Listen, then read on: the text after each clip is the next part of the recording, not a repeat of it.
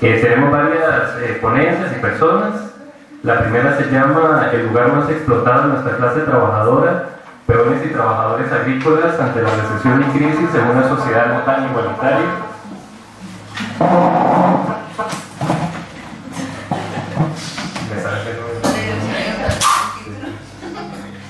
Costa Rica menos.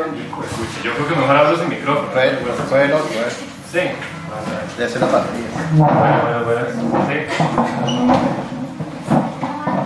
Bueno, entonces es mejor hablar. Sí, es que, perdón, la idea era la mesa para agarrar el video. Hoy estamos probando porque parte de acá no funciona. Entonces se grabó todas las cosas que dije. Existe la edición, tranquilo. Vuelvo a empezar. Bueno, entonces, en 1928-1935, con la máster Adriana Sánchez. Después vamos a tener la presentación que se llama Entre el Pamuzal y la Parcela, historias campesinas de lucha por la tierra de Río Frío de Sarapiquí, de María José Guillén. Y por último, el Estado como promotor de proyectos agrícolas desde las vivencias de los productores de Apromeco en Salcedo, de Melissa, Gloriana y Yanisa, que son becarias del instituto de la sede de San Ramón. Y además vamos a tener la participación de los compañeros Edgardo Rodas Jiménez y Luis Diego Rojas, que son de la Asociación de Productores de Apromeco de Salcedo. Entonces vamos a tener igual la misma dinámica, 20 minutos para cada ponencia. Después yo voy a hacer un doble papel ahí de moderador y comentarista y controlador del tiempo y demás. Entonces después vamos a tener preguntas y comentarios y entonces empezaríamos con el grupo de Apromeco. Si tienen participación.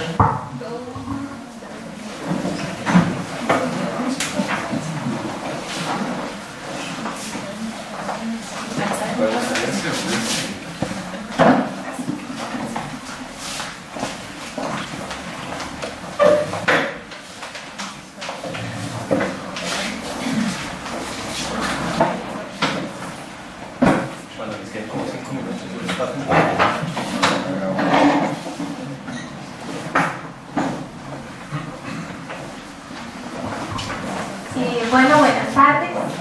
Como ya lo dijo, nosotras somos estudiantes de la carrera de Trabajo Social de la sede Occidente, mi compañera Melissa y Mariana. Ellos nos acompañan hoy, son productores de la asociación de Apromeco. Les voy a contar un poquito qué es Apromeco. Apromeco es un proyecto de invernaderos de alta tecnología que se implementó en Salcedo como en el año 2003. Y es el tema que nosotras estamos estudiando como parte de la tesis para optar por el grado de licenciatura.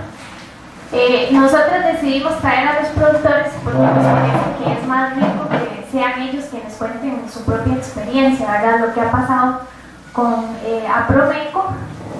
El proyecto ya finalizó por diferentes situaciones que son ellos quienes nos van a contar. Entonces no sé quién quiere iniciar.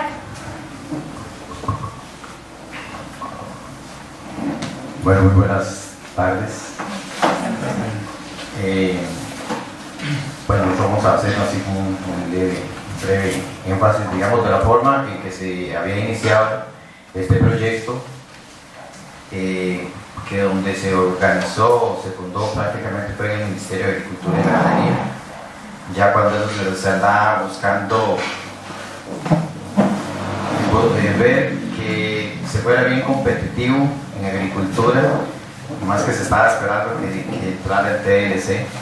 Entonces se buscó como una forma de producción donde hubiera una alta tecnología y se buscaron un grupo de agricultores donde se fueron seleccionando para poder entrar en este proyecto. Digamos, ellos fueron los que hicieron los análisis financieros, presentaron las estructuras, el mercado, la forma en que se iba a vender, digamos, lo que íbamos a producir.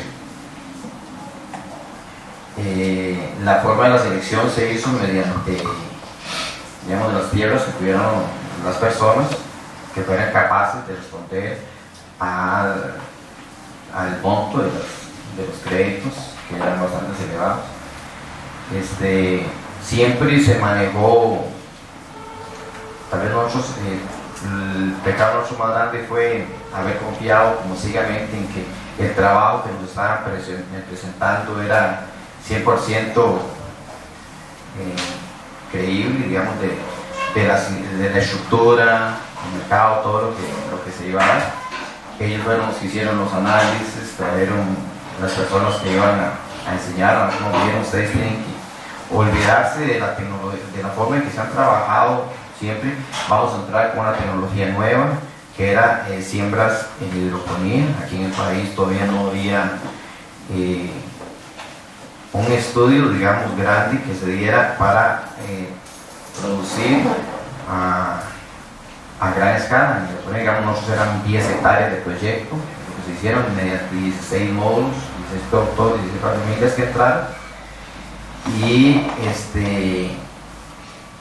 pero todo, digamos, nosotros a ciegas, digamos, todo lo que nos presentaron lo vimos como que era cierto, que ya eran personas que habían visitado incluso estos tipos de invernaderos en España, en Almería. Se nos habló del adelanto que habían tenido esos lugares donde estaban produciendo mediante estos métodos, digamos, esta forma.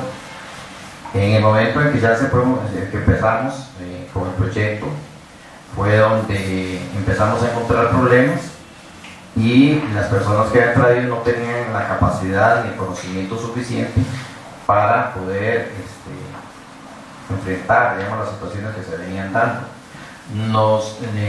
Se hizo un proyecto con base a sembrar digamos, tomate y chile, que eran tipos de que se fueran desarrollando hacia arriba. Digamos, hay una gran distancia entre partes de siembra porque iban a ser muy verticales, ¿no? Y ya supuestamente estaban hechos todos los estudios. En el momento que ya teníamos las estructuras, ya teníamos la deuda, ya habíamos firmado todo, se dio que no había permiso en Estados Unidos para que ingresara para lo que estaba estructurado el proyecto. Hubo que entrar con un plan B, que fue siembra de tomate, pepino, perdón, y entonces totalmente ya los análisis financieros que se habían hecho, o sea, no servían, y empezaron a darse problemas, como por ejemplo semillas. Nos dijeron, van a utilizar, hay que usar, entrar con tipos muy exactos, por ejemplo en dimensiones del producto que se iba a dar. Nos trajeron 2 variedades, que ellos eran las que nos daban, digamos, las que trajeron esos autorizados por miembros del ministerio, y una de las variedades no daba las dimensiones. Entonces nosotros, con todas las deudas que teníamos, con toda la inversión que hemos hecho, muy altos el costo de producción, y más o menos perdimos el 50% únicamente por el motivo de que una de las variedades no era apta para el requerimiento, digamos, del mercado en ese momento. Entonces ahí fue donde empezamos con uno de los muchos problemas. Otros fueron de enfermedades, que incluso los técnicos que nos dijeron iban a venir unos expertos, y la persona que los trajeron había estado como 18 días viendo ya cultivos terminados, entonces en realidad no conocía. En el momento que se dieron problemas, él pedía información a la casa, digamos, que supuestamente era el que le iba a dar la asesoría, y cuando ya le daban la solución para los productos que iba a usar, tal vez eran hongos muy agresivos, que ya había muy poco que hacer. O sea, nos montaron un proyecto, nos vendieron, nosotros compramos, a nosotros nos decían, ustedes compran todo el proyecto, el paquete, se les da la asesoría, viene la tecnología, y con el mercado nos dieron como un historial de 5 años aproximadamente del precio que nos iban a pagar por el producto que teníamos, y nunca fue cierto, digamos, de lo que nos presentaron, lo que en realidad se dio. Entonces, bueno, ahí fue donde más adelante vamos a hablar del asunto de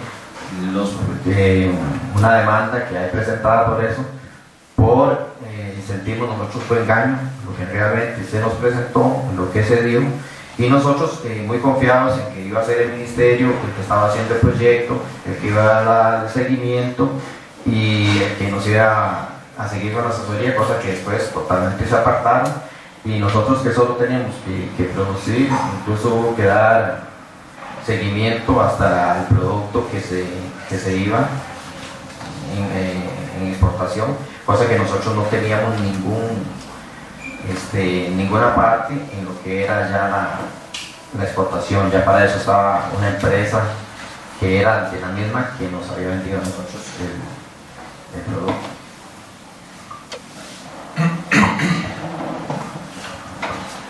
Buenas tardes. Un asunto aquí que es sumamente importante a tomar en cuenta y que digamos que en este momento es el más importante, es el asunto económico. En aquel entonces, dos funcionarios del Ministerio de Agricultura pidieron como un tiempo ahí de ¿cómo se llama esto? Que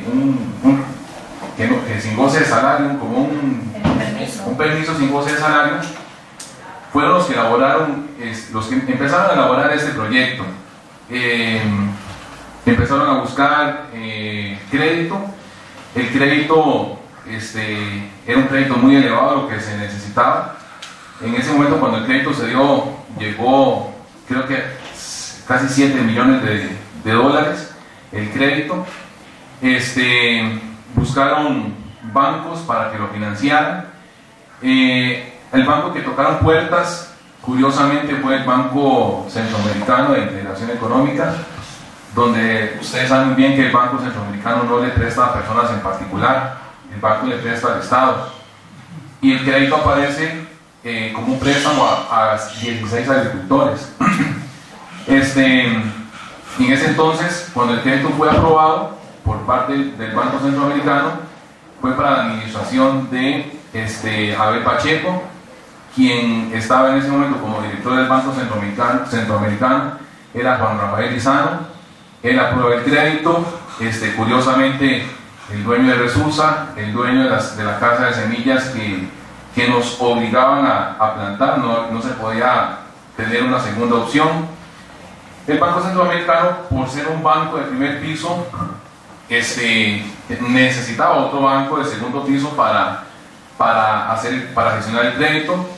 Empiezan a tocar puertas, el Banco Popular le presentan el proyecto, inmediatamente lo echó para atrás, se dio cuenta que no era un crédito, no era viable. Presentan el proyecto al Banco Nacional, tampoco quiso. Con todo el historial y la fortaleza de estos bancos, curiosamente aparece COSIQUE, la cooperativa de San Carlos, donde pues sabemos que es fuerte, pero nunca se va a igualar al Banco Nacional y al Banco Popular. Entonces, el crédito se gestiona 5 millones de dólares para comprar las estructuras, y el Banco Centroamericano le presta a COSIQUE 2 millones para que ellos financien lo que son las obras complementarias, como por ejemplo, los invernaderos están puestos en un terreno completamente llano. Entraron a allanar paderones, porque así es, paderones que en este momento un talud como de 50 metros de alto y la otra parte de relleno, se imaginarán ustedes. Pero ahí no importaba, lo que era importante era echar para adelante, que el crédito había que gestionarlo, que la oportunidad se nos iba a escapar, que si no lo iban a tomar otro país de Centroamérica. Entonces, en este momento, cuando ya entramos en problemas, cuando nos damos cuenta de que no hay producción que logre fomentar un beneficio para poder solventar un crédito de 7 millones de dólares, 8 millones de dólares que llegó en su momento, no hay producción, solamente se nos da la concesión de la marihuana para las medicinas, ¿verdad? Solamente así. Entonces empezamos a negociar con el Ministerio de Agricultura, pasa toda una administración después de Abel Pacheco, de Oscar Arias, pasa una administración completa, tratando de solventar problemas, tratando de ver qué se siembra, tratando de esforzarse. y automáticamente haciéndonos ver los malos de la película. Son los que no producen, son los que no hacen caso, son los que hacen esto, donde empezamos ya luego en la administración de Laura Chinchilla, específicamente en el Ministerio de Agricultura, con Gloria Abrams, con Cinia Chávez como ministra y viceministra, con Eric Quiroz como director de operaciones nacionales, empezamos a ver de qué manera tocábamos puertas en la Asamblea Legislativa, en Casa Presidencial, con cuánta gente ustedes nos imaginan a quién no le hemos tocado las puertas. En ese momento no para que nos regalaran el proyecto, sino para buscar una solución de algo, un crédito, renovar el crédito a más plazo, para tratar de buscar una solución, porque las garantías o los lugares que están en garantías son los patrimonios completos de representantes, 16 familias, pero que en realidad son 60 familias que están involucradas directa e indirectamente en la zona. En una zona donde es meramente agrícola, una zona donde, para no un botón, los jóvenes tienen que emigrar a la ciudad para poder estudiar, porque es una zona un poco alejada, donde no son tantas las oportunidades de trabajo que hay, y un impacto de 60 familias con sus terrenos es bastante serio en la zona.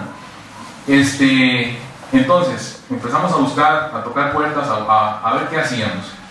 Llega un momento donde más bien los entes financieros, Bancrédito es uno de ellos también, no quieren que participemos en las reuniones, en Casa Presidencial, incluso en el ministerio siempre nos abren las puertas. El Quiroz, después de una reunión en el Banco Centroamericano, me llamó y me dijo, tienen que hacer algo, porque en ese momento el vicepresidente de la República, no recuerdo cómo se llamaba, ni vale la pena recordarlo, dice en esa reunión que cada quien haga lo que tenga que hacer. Entonces, si están entes financieros en ese lugar y le dicen, si usted tiene que hacer algo, hagan lo que tengan que hacer, es desalojar, es rematar. Entonces fue donde buscamos asesoría legal para ver qué hacíamos. Empezó un abogado a estudiar el caso, a tratar de enredar la cosa, porque era serio. Lo logró detener, porque ya salieron edictos en el periódico de fincas que se vendían, etcétera, etcétera. Durante algún tiempo logró parar el asunto, hasta que ya fue insostenible y se hicieron 5 desalojos en la zona de fincas, donde vimos que la cosa no estaba funcionando con dicho abogado. Gracias a Dios topamos con otro, que ese sí vino a más que detener la cosa, a buscar una solución. Y él decía, tengo, ¿cómo se llama? De 999 posibilidades en contra, tengo una a favor, y vamos a echar para adelante con esto. En este momento estamos con medidas cautelares, las propiedades, o sea, son intocables. Estamos en vísperas de un juicio en el Tribunal Contencioso Administrativo. El abogado logró demostrar que fue un fraude lo que hicieron. Se metieron a cuanta oficina involucrada con el caso. Donde más encontraron evidencia fue en el Ministerio de Agricultura, en la sede en Salcedo, donde encontraron barbaridades, y el juez acogió el caso como un fraude. Entonces, a la actualidad, ¿qué está haciendo el Estado? Bueno, este nuevo gobierno está... ¿qué creen que está haciendo este nuevo gobierno? Lo mismo que creemos que está haciendo con nosotros, ¿verdad? Entonces, como que no hay una esperanza para nosotros de un arreglo. Las estructuras están ahí, algunos están inservibles, algunas se están tratando de trabajar. Quedaron deudas aparte del crédito principal, porque si usted trabaja, si usted invierte y si usted envía y lo que le dan es nada más para pagar intereses, usted juéguesela como pueda, llega un momento en que se colapsa, y es crédito tras crédito tras crédito, y se nos hizo una bola de nieve impresionante. Situaciones súper negativas en las familias, depresión, angustia, por hecho nadie se nos ha muerto todavía, ¿verdad? Pero sí han habido en una reunión, un señor se le agarró un patatús y para mí, yo fui el que lo invitó a la reunión, ya me sentía culpable y de todo, pero hemos logrado soportar. Y en ese momento, ahora le estaba contando a mi amigo que ellos sigue ardiendo, ellos siguen intentando hacer los desalojos a como hay lugar, y nosotros, ya ahí, después de tacharnos de culpables, tratando de sostener un asunto a tal punto para que haya motivación, para seguir trabajando, para seguir pagando créditos y trabajando en propiedades que uno dice, invierta en ella a futuro, y si a futuro me la quitan, ¿cómo hago? Entonces es una situación bastante difícil en nuestra zona. Bueno, usted un poquito aquí. Sí. No, bueno, como conclusión, tal vez así, rápidamente, nosotros decidimos traerlos a ellos aquí para que fuera desde la propia voz de ellos. Nosotros creemos que en la tesis queda un trabajo obviamente exhaustivo. Esto es como una pincelada realmente, porque hay muchísima información que no se pudo decir aquí, porque realmente es un caso muy, muy complejo, sobre todo porque es un proyecto que más bien implementa en una zona pequeña, porque realmente Salcedo es pequeño, les ofrece cielo y tierra, y después sale y se va, cuando la cosa está fea, ¿verdad? Cuando ya el fracaso era inminente, el MAC simplemente les da la espalda, y si bien sí tuvo tal vez un papel en la parte técnica y de capacitación, en este momento está demandado, ¿verdad? Eso ya le dice a uno de por dónde va la cosa. Igual seguimos abandonando al productor nacional, y que está generando esto. Uno de los productores nos decía, hasta en una escuela se vació, se fue la gente. Simplemente, bueno, ahí vemos donde se incrementa la migración, ¿verdad? Del campo a otras zonas para buscar estrategias. Realmente esto dejó devastado Salcedo. Ustedes preguntan y todo el mundo les va a decir, y todo el mundo es como, eso sí, eso fue una estafa. Y es muy duro por las familias que ya desalojaron.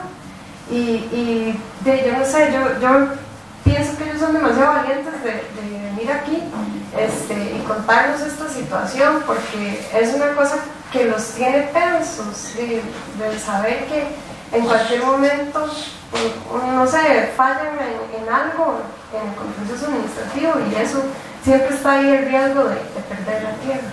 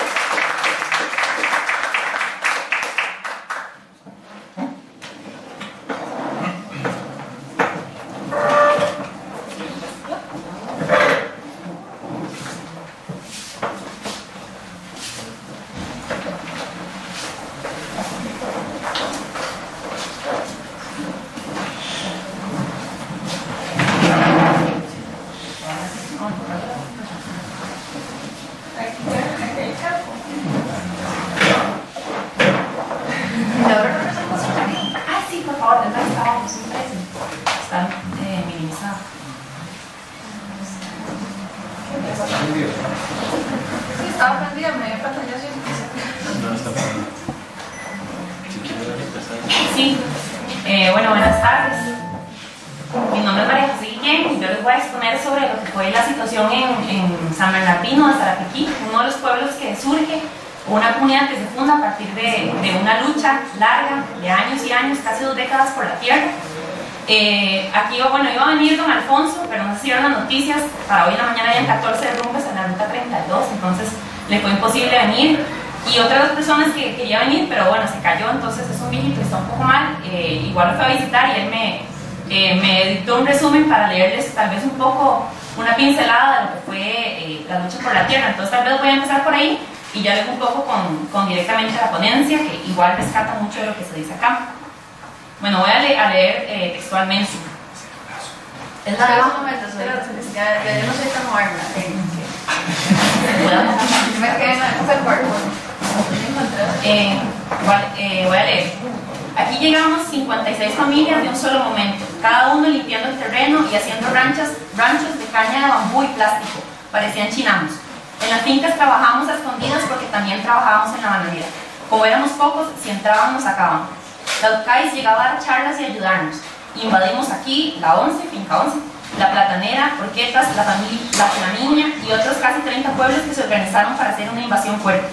Nos fuimos 3 meses seguidos a San José, al frente del Parque Morazán, fuimos alojados y en el sótano la policía tenía todo el armamento.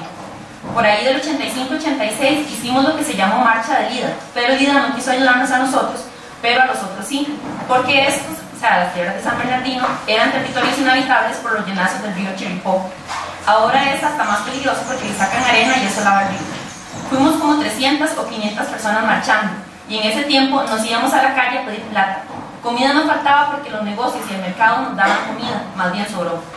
En el IDA, el guarda no nos quería dejar pasar. La marcha era pacífica, pero les tiramos piedras. Igual hicimos luego en la Asamblea Legislativa. En el IDA nos dejaron entrar porque nos le fuimos todos encima y todos los sectores que estábamos batallando entramos.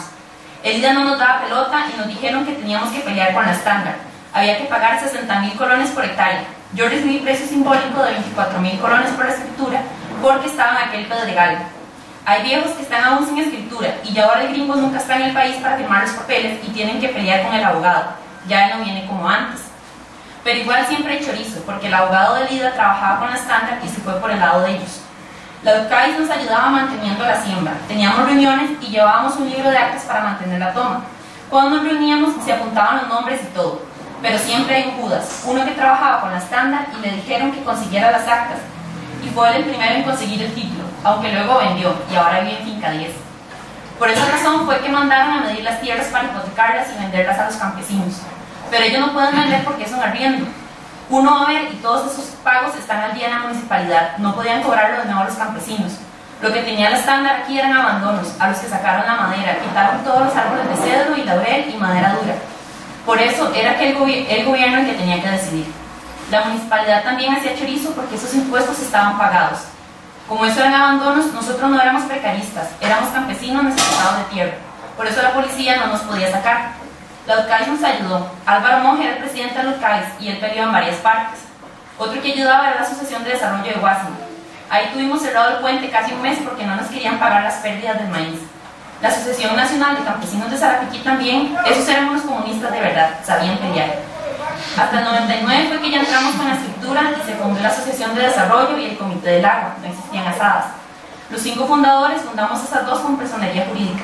Se formó la Asociación de Desarrollo Integral y no específica, salió con 50 personas, aunque se ocupaban 100 miembros, porque el pueblo es muy pequeño, pero logramos que fuera integral, que son las que reciben ayuda. Eso es Don Tino, hablando el martes.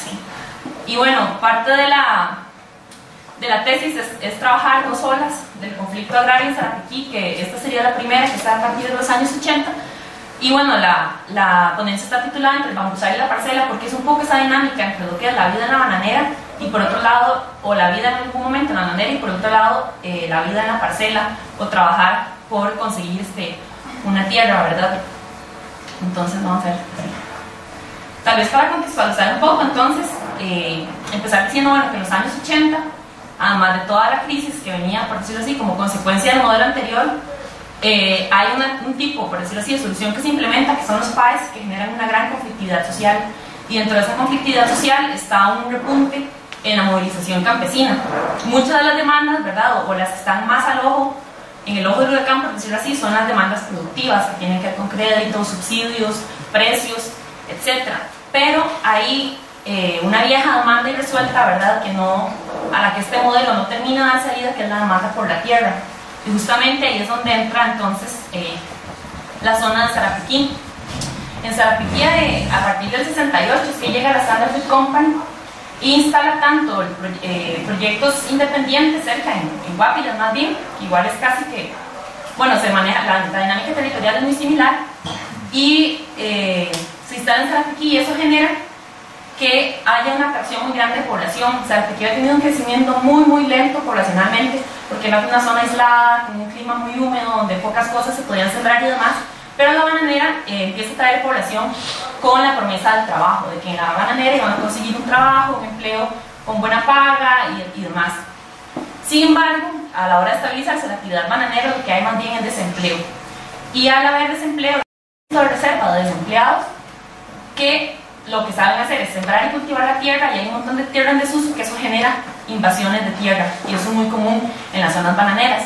Entonces ahí se genera como un encadenamiento, como una transmisión de ese aprendizaje social o de esas experiencias, que lo que hacen es que la migración ahora, más por el trabajo, sea por la promesa de la tierra que había en el lugar. Entonces ahí también hay como una nueva dinámica, digamos, en lo que es Sarapiquí, que se empieza a dinamizar las tomas de tierra, y también el aumento de población, tanto en Nicaragua, tengo un caso también, bueno, hay un señor que venía de Panamá, ya se murió, y mucho migración interna del país. Entonces ahí, bueno, de lo que trata un poco el proyecto es de hacer, por decirlo así, esa trenza entre la relación del Estado, el enclave y el campesinado. Y ahí entonces entra un poco a ver lo que es los testimonios de los participantes, porque el trabajo más que todo trabaja con historia oral. Bueno, ahí en esos testimonios hay una dualidad, por decirlo así, que es que la gente se refiere a lo bonito, pero lo duro de los tiempos. Son tiempos que se recuerdan como con mucho cariño, con mucha actividad, sobre todo cuando se refieren a sembrar lo que se come, a tener cierta independencia, ¿verdad?, a la hora de conseguir la subsistencia y reproducir su existencia y su familia y demás. Pero también hay cosas que recuerdan como tiempos duros o como cosas por las cuales había que luchar. Una de ellas es las amenazas constantes. Ellos entran el 3 de mayo de 1982, el primer grupo, eran unas 24 familias, luego se le agregan más grupos de familia, por eso mismo que les digo, ¿verdad?, que hay como una atracción hacia la zona por esa experiencia de lucha y de luchas anteriores que habían sido exitosas. Y ahí entonces la amenaza toma, yo digo en la ponencia, más o menos dos caras. Una que es como dentro del mismo pueblo, la forma del rumor que toma como el rumor, el chisme, que es algo que usualmente es como visto mal, toma como una utilidad social a la hora de generar alerta. Y en esa alerta la gente entonces sabe cómo recoger el rancho, cómo hacer que no le quemen las pertenencias, para dónde ir y demás. Y por otro lado, la amenaza toma la cara de la bananera, que es cuando son no policías, ¿verdad?, del Estado, del gobierno, fuerza pública, etc., sino más bien guardas de la bananera los que llegan a hacer las amenazas, a notificar de posibles desalojos y demás. Entonces ahí la amenaza, ¿verdad?, se vuelve un poco más dura e incluso más confrontativa. Cuando, como las amenazas, la toma fue relativamente pacífica, no se concretaban, muchas de las formas también, como de represión o de coaccionar la salida de los campesinos, era robándoles las cosechas. Llegaban carros de la bananera y robaban cosechas de los que habían, ¿verdad?, cultivado en la toma. Bueno, otra de las cosas que también sale ahí como esa forma de ver esos duros tiempos, es que, bueno, hay como una manipulación, por decirlo así, o no sé si manipulación, pero una forma de actuar en la cual entran el título y las actas, ¿verdad? Porque los campesinos están luchando principalmente por algo concreto y directo, que es la tierra, ¿verdad?, que es lo que les asegura el trabajo, lo que les asegura el lugar donde vivir y demás. Pero llega un punto en que casi se vuelve sinónimo de la tierra el título, y el título más bien es como esa abstracción, ese estatus legal de una cosa, de una lucha, de una experiencia, ¿verdad?, de estar ahí, que más bien abstrae todo eso para ser reconocidos en el lenguaje y además como en la institucionalidad del Estado.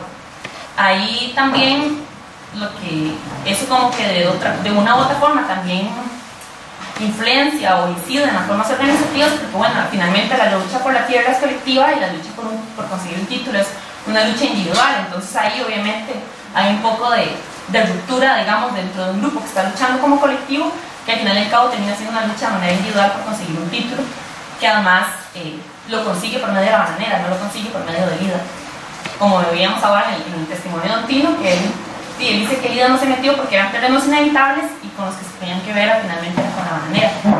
Lo mismo está con las actas, que sirven como esa cosa intermedia para poder hablar con el Estado y ser reconocidos eventualmente, ¿verdad? O por ejemplo con lo que era la fundación de la Asociación de Desarrollo, que igual sí fue como una lucha constante, pero también funciona como una cosa dentro de la misma organización para llevar sus acuerdos y demás, y de ahí la importancia que recobran, y que incluso, bueno, hay algo que dice Don Tino ahí, como un Judas que los traiciona y pierden ahí parte de esos acuerdos, y cosas como ellos tenían una idea, por ejemplo, hacer en la comunidad un centro donde estuviera la iglesia, la escuela, una plaza, y eso no se pudo concretar porque esas actas se perdieron y entonces ese acuerdo no era reconocido por la gente. Ahí el acta, digamos, no era como una cierta dependencia en la organización. También, bueno, lo que es la lucha por el agua y la electricidad, o sea, es decir, la lucha no es solo por la tierra, la lucha es casi que por la existencia y tienen que empezar de cero a montar y a construir su propia comunidad.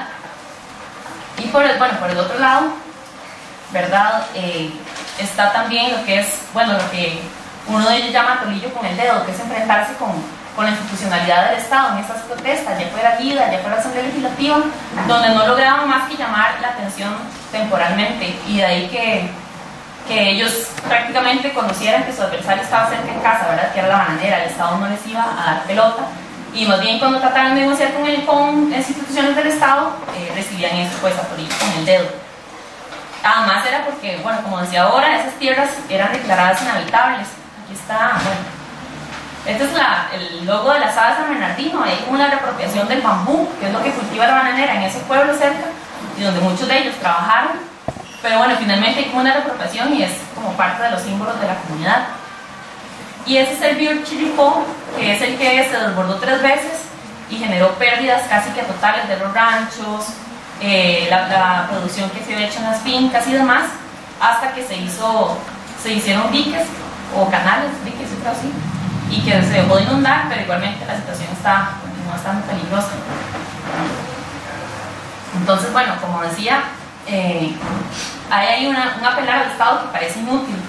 Incluso ellos hicieron acciones colectivas en San José como una forma de visibilizarse. Otras formas en las que fueron visibilizados también, tal vez de manera no tan intencional, es que la bananera, como no tenía los títulos de esas tierras que ellos tomaron, al darse cuenta que había gente tomando, como una forma tal vez de aprovecharse, ¿verdad? Fueron a mapear esos terrenos, a medirlos para poder sacar la titulación, y en las vistas, las fotografías del helicóptero y todo el catastro y demás, ellos quedaron mapeados dentro del territorio de la bananera. Entonces ahí es como una forma, por decirlo así, o con palabras de Rancière, como los incontados ahora están siendo contados, ¿verdad? Tal vez desde la vista de otros que no les querían reconocer. Hay también de esas acciones colectivas, y el IDA quién, porque el IDA no ayudó, ¿verdad? También se demuestra, como lo veíamos en el testimonio que leía antes, la solidaridad entre organizaciones, que aunque la lucha estuviera más para ganar un título que es algo individual, la UCAIS, por ejemplo, tuvo un papel muy importante porque fue los que les ayudó con charlas, con asesoría y demás, y a pesar de que ellos el día no fuera a ayudarles, la organización estuvo ahí ayudando. Por otro lado, bueno, la represión y las labores técnicas, que uno pensaría que usualmente son labores de Estado, el monopolio de la violencia, ¿verdad? Y demás, no fue el Estado el que las asumió, sino más bien fue la bananera. Igual la labor técnica, digamos, respecto a negociar un título, respecto de ir a evaluar los terrenos, a ver qué tan pedregosos eran, qué tan fértiles eran para bambú, para sembrar banano ahí, todo eso fue labor de la bananera y no del Estado. Sin embargo, en el proyecto en general hay como una desconfianza de pensar que hay ausencia o presencia total o omnipresencia del Estado, y más bien vale preguntarse bajo qué formas está el Estado, ¿verdad? Y si bien el Estado no está institucionalmente, sí está como muy instaurado en las prácticas de las personas que llevan actas, ¿verdad? Que es como una forma que después se reproduce, digamos, con lo que es la SADA y la Asociación de Desarrollo, llevan actas, tienen ese afán o esa necesidad, ¿verdad?, de conceder un título, que también es una necesidad casi que impuesta, y es como el Estado dentro de esas prácticas cotidianas más bien. Entonces es como pensar esa otra forma en la que se nos presenta. Ahí, bueno, dentro de lo que era esa idea del Estado igual, hay como una cosa que es recurrente, que es como la tierra como algo intermedio, algo prestado, porque sobre todo cuando la tierra se posee por el trabajo, pero no hay un título que le reconozca, hay siempre como un estado de vulnerabilidad o de inestabilidad a la hora de querer conseguir eso. Y además, bueno, ahí hay como varias cosas, ya me perdí en mi nota, nada más voy a hablar, porque al llegar ahí, ¿verdad? Y yo quería recuperar, o también era como ese afán de recuperar esa historia no escrita de ese lugar. Yo llego ahí y lo primero que me doy cuenta es que un montón de gente se había ido, o mucha gente, bueno, no, la menor cantidad de gente se había muerto, y quedaban muy pocas personas de esas que inicialmente se metieron a pelear por la tierra.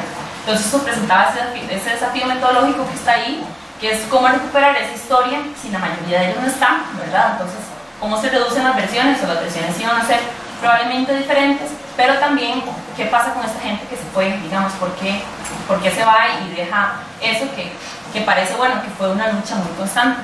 Y ahí entran varias cosas que también salen dentro de los testimonios de todos los campesinos y campesinas con los que se ha hecho el trabajo, que es por un lado la facilidad y la dificultad. Hay gente que dice que la gente vendió porque eso no costó, que hubo gente que tenía la fiebre de la plata, entonces cambiaba la tierra por un carro, o nada más se iba rápido sin tener tierra o casa en otro lado, e iba, vendía y demás. Y por otro lado están los testimonios que son más bien como los de la dificultad, donde la gente habla de los brotes de papalomoyo que tuvieron que sufrir los chiquitos, las mamás, todo el mundo, donde tuvieron que estar ahí haciendo pozos para poder sacar agua al pozo y demás, y como una lucha en realidad muy muy fuerte.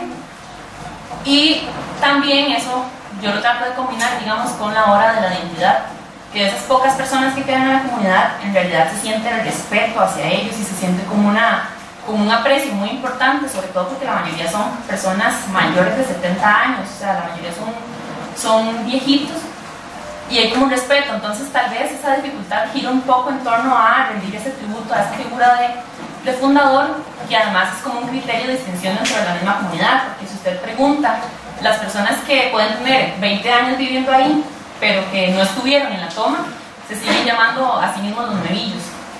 Y eso ahí genera como un criterio de distinción, y tal vez esa pelada, esa dificultad que tal vez deja a los otros que vivieron como a lo fácil, ¿verdad? Que ven de la tierra y chao. También es como una forma de cómo la gente se va acomodando dentro del imaginario de la comunidad de San Bernardino. Definitivamente el hecho de la toma es como un punto muy importante y todavía muy actual. Entonces tal vez ya como si fuéramos hace media hora. Es una conclusión antes de concluir, porque la tesis y el capítulo y demás, eso está en camino, está en proceso, está en construcción. Y bueno, ahí hay varias cosas que decir. Que bueno, primero pensar, cuestionar si en realidad hay zonas vacías o zonas sin presencia estatal. Y el Estado, más de presentársenos como instituciones, ¿verdad? O pensar eso, el Estado como instituciones o intrincadas burocracias, también funciona como una idea que de una u otra forma se fueran las prácticas cotidianas. Y bueno, el conflicto agrario San Bernardino nota, digamos, cómo se instalan estas prácticas dentro de la cotidianidad, que son formas de hacer y decir del Estado. Y también, bueno, ver que este grupo campesino que hace visibilizar su existencia y su condición social por medio de la ocupación de tierra y acciones colectivas, logran sus objetivos en esta misma línea, sin la vigilancia institucional, pero atendiendo a la forma de hacer las cosas del Estado, incluso posteriormente con la fundación de una asociación de desarrollo integral en ASADA. Al mismo tiempo, desde los gobiernos se hacían llamado a la modernización del agro, desde una perspectiva técnica eficientista, que eso tal vez fue lo que me confundí, no mencioné, digamos que pensando que ahí estaban también toda la ejecución y por formulación y ejecución de los PAES, ¿verdad? Eso no fue como un efecto directo, porque la gente estaba en ese momento un poco más preocupada por la tierra. Igual sí tuvo sus impactos, porque cuando perdían el maíz no se los querían pagar o reponer subsidiadamente. Y hubo más bien una diferencia del Estado a la hora de pensar que, bueno, es un tema de la tierra que si es inhabitable no nos compete a nosotros, ¿verdad? Casi como una forma de indiferencia. Entonces tal vez esa perspectiva técnica y eficientista lo que hizo fue ignorar en ese momento ese conflicto en específico, porque no sucedió así con el montón de conflictos por la tierra que deben estar aquí para entonces. Y bueno, y estos cientos de campesinos que se movilizan de lugares del país, se movilizaban por esos viejos problemas, ¿verdad? La tierra, los servicios básicos, el trabajo, la vivienda, y las nuevas condiciones más bien hacen más difícil este panorama del campesinado. Esta vieja problemática, el acceso a la tierra, fue lo que hizo que en una de las últimas zonas de ser colonizada agrícolamente, se convirtiera en una zona atractiva para la migración campesina y la lucha por el acceso para una parcela. Y creo que ya, eso sería todo. Muchas gracias.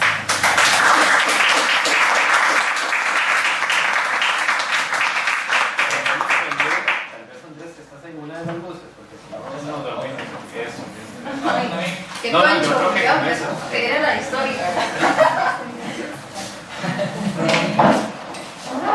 Bueno, es que matar, que está bajando el sol, Se nos duerme el comentarista. sí, sí.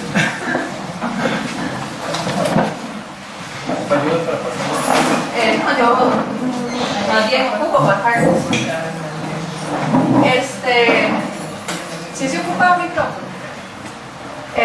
Buenas tardes. Yo les voy a presentar una ponencia que se titula el lugar más explotado de nuestra clase trabajadora, peones y trabajadoras agrícolas, ante la recesión y la crisis en una sociedad no tan igualitaria. Costa Rica, 1928-1932. El título lo tomo de una publicación del periódico Trabajo, que es un periódico obrero, donde se expresa que el sector que se vio más afectado durante la recesión fueron las y los trabajadores agrícolas, especialmente quienes eran asalariados. Y el periodo tiene que ver con que, si bien una recesión empieza en 1928, lo cierto es que el periodo de crisis se extiende hasta al menos 1934, según lo que he podido establecer hasta ahora con base en la búsqueda. Lo segundo es, ¿por qué revisar este periodo en este momento? Y debo decir que a partir de la crisis de 1930 hubo un cambio en el modelo de Estado y se empieza a gestar lo que es el Estado interventor o el Estado keynesiano, o como quieran llamarlo. Ya hay un pleito de quién inventó qué. El punto es que antes de eso teníamos políticas liberales que son muy parecidas a lo que hoy entendemos por neoliberalismo económico. Es decir, las políticas que se gestan entre 1870 y 1930 son un maquillaje muy parecido a lo que sufrimos ahora con los PAES, los TLCs y todo eso, solo que en lugar de TLC simplemente se le llamaba libre comercio. Y igual que ahora se decía que no podía haber monopolios, como nos hicieron abrir el monopolio de las telecomunicaciones, pero la clase dominante sí manejaba los monopolios que le convenían. Entonces, por ejemplo, la United Fruit Company, que es casi decir como una mala palabra, UFCO, manejaba el monopolio del banano, de los muelles y del ferrocarril, lo que le permitió que durante la crisis manejara a su antojo las regiones sobre las que tenía poder en la zona atlántica. Y también, igual que ahora, había falta de regulación e injusticias en el sistema bancario.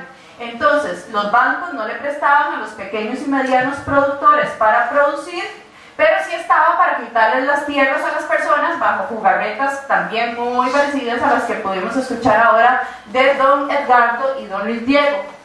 Pero además estamos ante una etapa distinta ahora, en el sentido que las agroexportaciones o la producción agrícola representaba el 85% de nuestra economía, mientras que ahora se ha logrado reducir a más o menos un 15%. Entonces, la vivencia de esta crisis la voy a leer principalmente a partir de la perspectiva de las y los trabajadores agrícolas, y podemos preguntarnos qué tenemos en común con las vivencias que sufrieron estas y estos campesinos, y qué podemos aprender de esto para enfrentar a un Estado aliado con las grandes transnacionales, ¿no?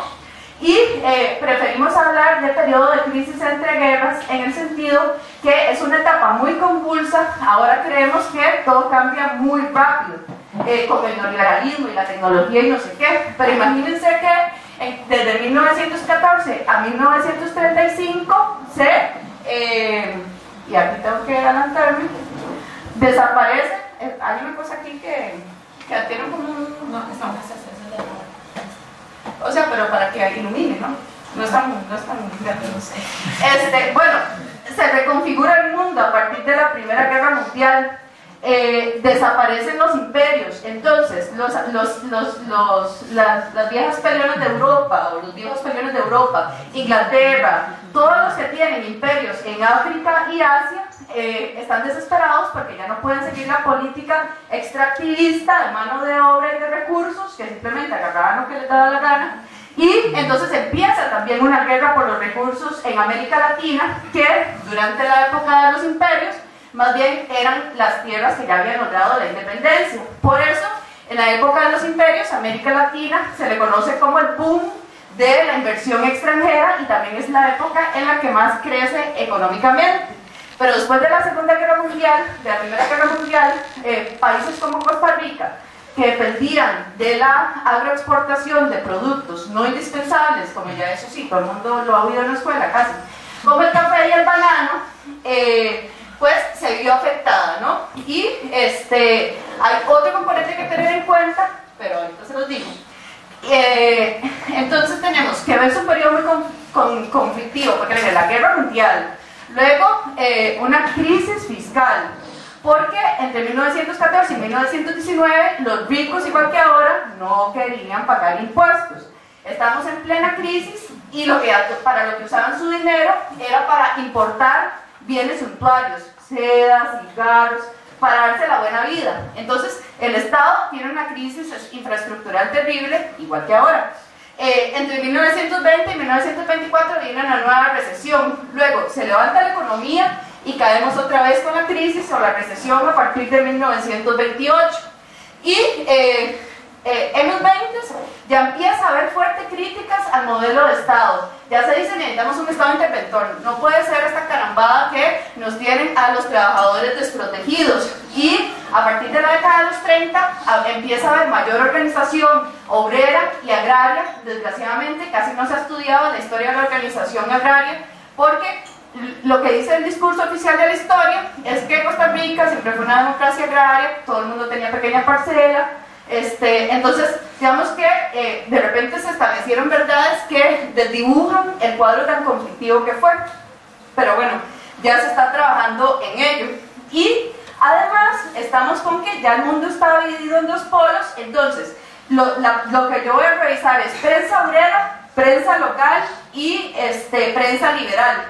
Entonces, en la prensa obrera va a tener discursos directamente traídos de la URSS que van a interpretar la crisis como una crisis del sistema capitalista. Es decir, que lo que se dice es que la URSS no está teniendo problemas, así que si nos acercáramos a ese modelo las cosas podrían ser mejor. Sin embargo, esa prensa no es una prensa revolucionaria, es como que sí critica y sí exige cosas, pero no es una prensa revolucionaria. Y para entender la diferencia entre recesión y depresión, porque son términos muy raros, pero lo cierto es que se parece al estado en el que cae uno cuando se siente muy triste, una depresión. Harry Truman, un simpático expresidente de Estados Unidos, dijo: una recesión es cuando tu vecino pierde su empleo, una depresión es cuando lo pierdes vos. O sea, todo el mundo está jodido. Ok, entonces tenemos que las crisis son, desde esta perspectiva, una característica inherente al sistema capitalista. ¿Por qué? Por la anarquía productiva. Todo el mundo está movido por el afán de lucro. Bueno, los patronos no les importa cuánto producen y llega un momento en el que se produce más de lo que se puede consumir y no les tiembla la mano para botar lo que sobra, no es que se reparte. Y a quienes se castiga por las pérdidas en las ganancias es a los trabajadores y las trabajadoras. Y eso es lo que vamos a ver en el discurso de los medios. La principal diferencia entre esta crisis y la que nos tocó en los 70s y los 80s es que ahora los ritmos están más sincronizados. Cuando se industrializa más una economía, depende más de lo que se produce en otros lugares y en otras regiones. Entonces, esta vez el impacto del desempleo fue mucho mayor de lo que fue en esta crisis, a pesar de que en esta crisis fue mayor la baja productiva. Además, a quienes más se despidió en la crisis de los 70s y los 80 fue a mujeres y niños, ¿verdad? Ok, entonces podemos preguntarnos cuáles fueron las representaciones acerca de la crisis en la prensa obrera, liberal y local, y quiénes y cómo sufrieron la crisis en el Valle Central y la región Atlántico-Caribe. Porque en realidad yo había empezado esta investigación estudiando el impacto de la crisis en la ciudad. Y lo cierto es que es más importante el impacto de la crisis en la región atlántica, que depende más de relaciones comerciales con el Caribe y Europa, de lo que fue en San José para los trabajadores de profesiones típicamente urbanas como fábricas y artesanías.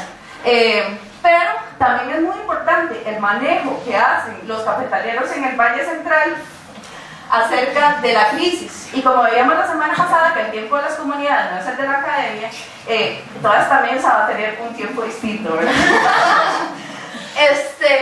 Para que vean la cantidad de medios que se produjeron durante esta época, había más voces que lo que podemos encontrar ahora, ¿no? Tal vez ahora ya han surgido algunos medios digitales que permiten escuchar otras versiones, pero mucho tiempo dominó principalmente La Nación, Diario Extra y todos esos antipáticos. Entonces, este trabajo de revisión es algo muy amplio y lo que les voy a presentar son unas primeras pinceladas al respecto. encontramos en la prensa obrera, entonces, estas explicaciones que distinguen cómo la crisis es económica y fiscal, de sobreproducción y también de financiamiento del Estado. Vea cómo se extiende el problema hasta 1934, que ahí tenemos al capital manejando como títeres a todas las ideologías políticas, nacionalismo, gobernismo, bla. Lo segundo importante es que la crisis es no solo económica, es política, social, cultural. Y en las representaciones dominantes que se tejieron acerca de la crisis se borró el sufrimiento agrario. Si ustedes se ponen a pensar, ¿qué se imaginan cuando piensan en la crisis del 30? Se imaginan la caída de bolsa de New York, los gángsters, etcétera, ¿no? Pero es que hubo un discurso también que se encargó de invisibilizar el sufrimiento agrario. Porque, por ejemplo, en Estados Unidos, a raíz de la Gran Depresión,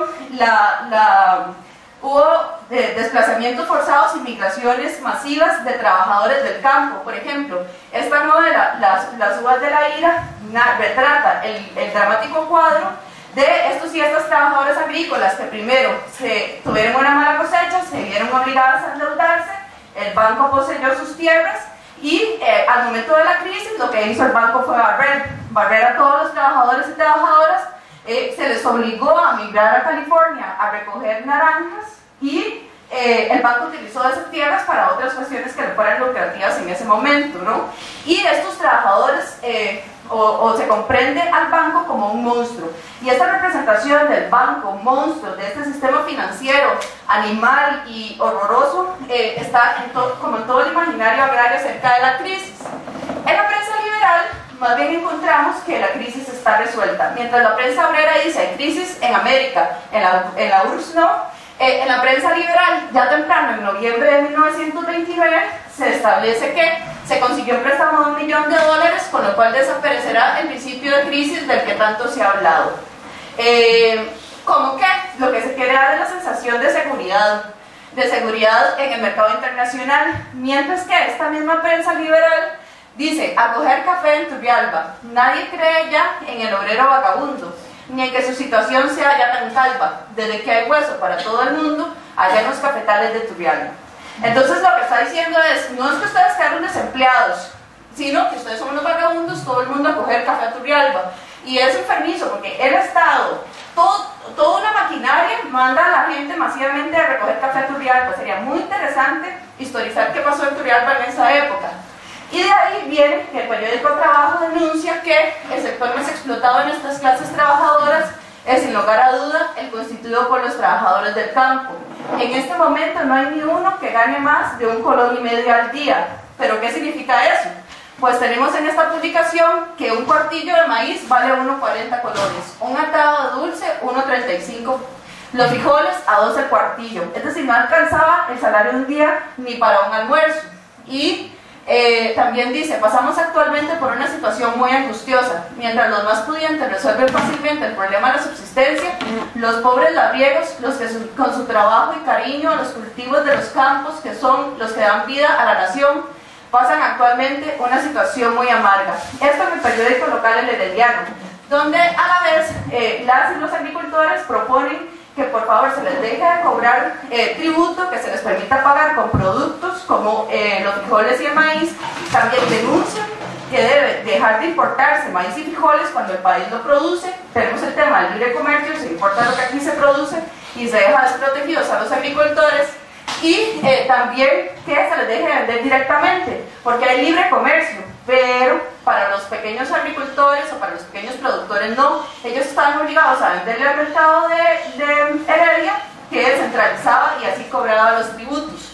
Y vemos que a partir de esta crisis lo más importante para Costa Rica es que el desempleo pasa a ser estructural, no producto de la crisis en sí, sino de las políticas liberales de tenencia de la tierra que eliminaron toda forma de propiedad comunal, etcétera, tendió la tierra a la concentración. Entonces, al sobrevivir una crisis, pues los que quedaron en situación precaria fueron los asalariados, que ya también para ese momento son más. Incluso el Estado, la Secretaría de Fomento, están bancando a los sin trabajo. ¿A dónde? A Turrialba. Y vemos la dramática situación en cuanto a la alimentación en estos dos artículos. Repite usted lo que ha comido, lo que están tratando de vender son unas pastillas que daban a las preguntas del censo: ¿qué come? ¿Con qué se viste? Entonces que lo suspendieron porque decía que recibían a los encargados del censo en son del WhatsApp. Ajá. En la región atlántica, la UFCO logró manejar las cosas de manera que, bueno, aquí hay una situación que desmiente que la situación para los trabajadores en Turrialba es positiva, que se les explota, y si antes dije que les pagaban unos 50, aquí son 75 centavos por recolección de café, lo que dice este trabajador. Lo que hizo la UFCO fue dejar de recoger el banano que ya estaba cultivado, dejar de trabajar sobre las tierras, y además a los pequeños productores los obligó a cargar con el riesgo a la hora de transportar el fruto. También se comunicó a los vecinos de Guápiles, es decir, se eliminó el sistema de transportes, mientras en San José tenemos a los cafetaleros felices porque tienen cómo exportar el café. Es decir, a lo interno de aquí se impide la movilidad, ¿no? También se les disminuyen los salarios a los trabajadores de buques y muelles, y se despidió a los empleados de la UFCO. Eso pasa en un lugar que se mueve bajo el modelo de enclave, de manera que hasta en Jamaica se informaba de la desfavorable situación que había en Limón, porque al ser un enclave de Limón se le permitía a la UFCO importar mano de obra que el Estado costarricense prohibía, como chinos y jamaiquinos. Entonces, luego estas personas quedaron en una conflictividad muy grande, también peleando por tierras en la UFCO, hasta el punto que Trabajo denuncia que se les llame a los trabajadores chinos bandoleros, cuando son personas que están quedando desempleadas, viendo a ver cómo subsisten, aunque sea del precarismo. También empieza a haber más problemas sociales en Limón, mientras que, como ya les dije, lo que interesa en San José es la situación para producir y embarcar el café. Entonces, lo bien que se está colocando el mercado internacional, o cómo se ha rebajado el costo del transporte y el alto precio al que se está pagando la fanega de café, como para dar la sensación de seguridad. Entonces, para ir cerrando, hay una fuerte denuncia a los beneficiadores, a la bananera, etcétera, de cómo ellos no se afectaron por la crisis y se lo hicieron pagar a las y los trabajadores, y a partir de ahí el desempleo pasa a ser estructural, producto de las políticas anteriores de la tierra. Lo que tenemos que preguntarnos es cómo se utiliza una crisis para luego promover políticas y reformas de Estado y cambios en el modelo, porque el discurso económico se establece como una verdad, pero tenemos que cuestionarnos y darnos cuenta de que en realidad las reformas que se hacen a raíz de las crisis son el resultado de pugnas de poder, donde unos grupos logran imponerse sobre otros, y a partir de ahí imponernos una serie de reformas que luego leemos como necesarios porque fracasó tal sistema, porque no se podía seguir subsidiando, porque ya no daba para tanta majadería. Y la importancia de seguir haciendo más estudios comparativos, por ejemplo, con otras crisis. Igual, como les digo, no es un trabajo cerrado del todo. Muchas gracias.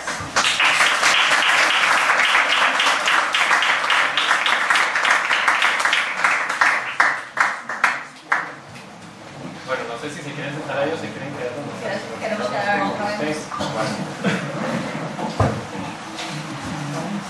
Bueno, entonces yo tengo ahora la difícil tarea de tratar de hacer un comentario sobre todo lo que nos contaron ahora, y como vieron, esto es una mesa sobre la historia agraria. Vieron que hablamos desde los años 20 hasta la actualidad, y que más o menos empezamos hablando de la actualidad con los compañeros de Salcero y las compañeras de Salcero. Después vimos la época de los 80, fue el caso de Sarapiquí, y después retrocedimos un poco a los años 20. Y si se pueden dar cuenta, es como un ciclo de cosas que vamos viendo que se van repitiendo, y parece que esto de la idea de crisis y la crisis de la agricultura no es algo nuevo, sino que es algo que ha estado en la historia de nuestro país desde hace muchísimo tiempo.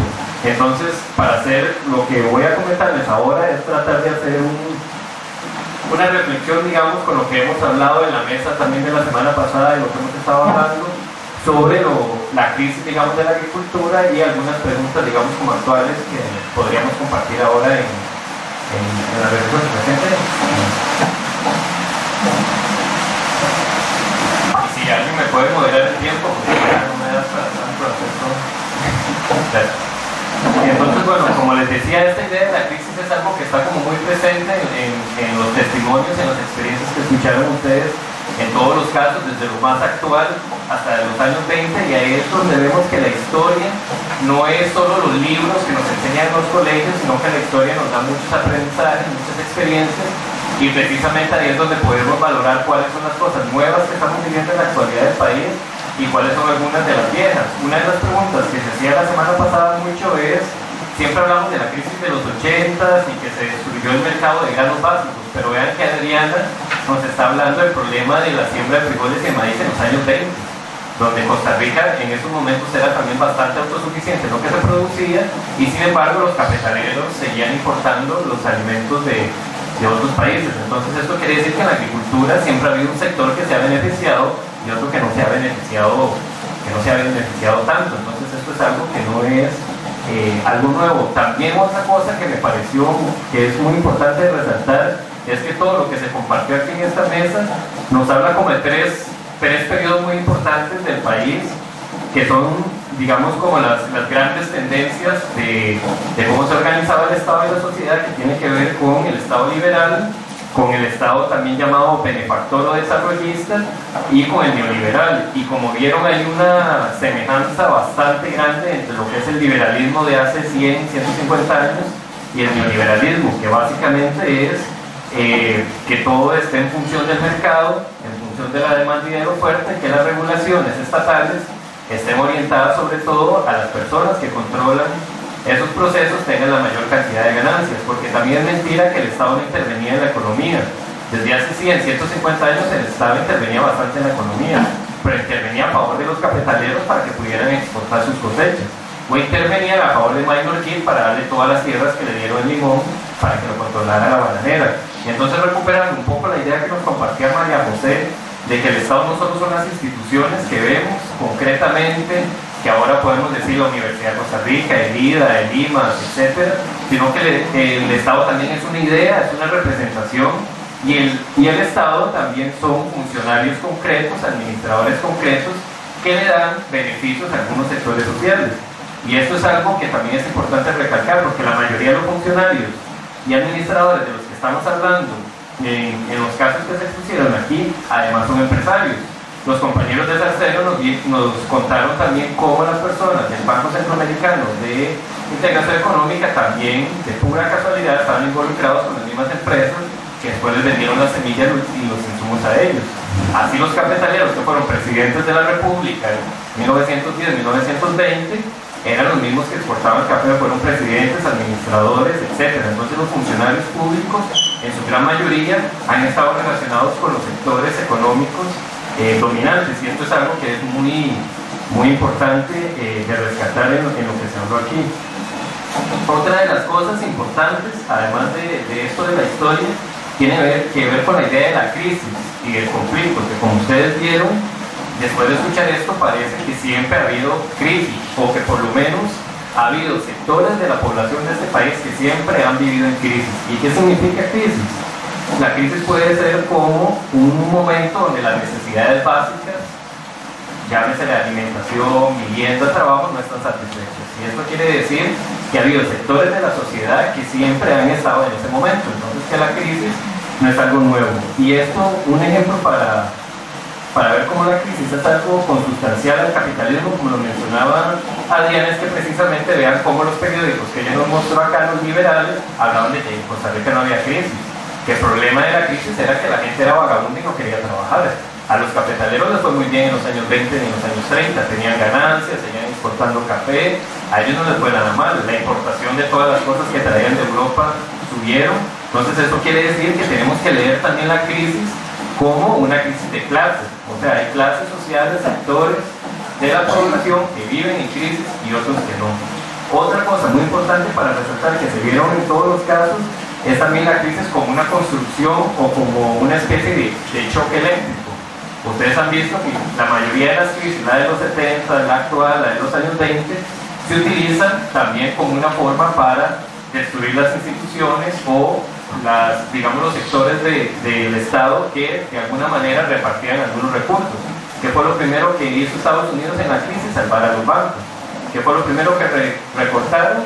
las ayudas en educación y salud, y asimismo en nuestro país, y asimismo en la mayoría de los países.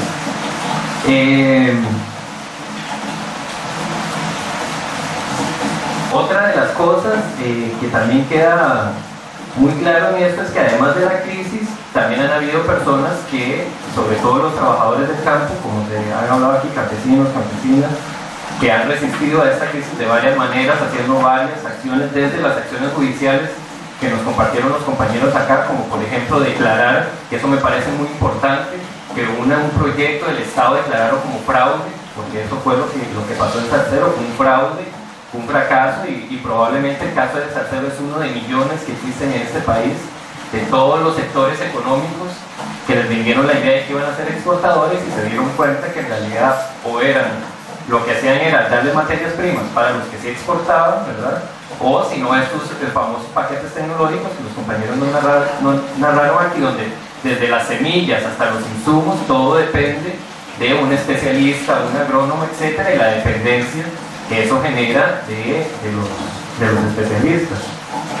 Y por último, algunas cosas importantes sobre estas vivencias y experiencias que se retrataron aquí, tienen que ver con la historia oral con esto, que es una forma de registro desde lo que nos leyó María José como el testimonio de uno de los fundadores de la comunidad de San Bernardino, hasta los compañeros de Salcedo que estuvieron acá, hasta lo que está haciendo Adriana de rescatar las voces de los trabajadores del campo a partir de la prensa y lo que se dio en ese momento.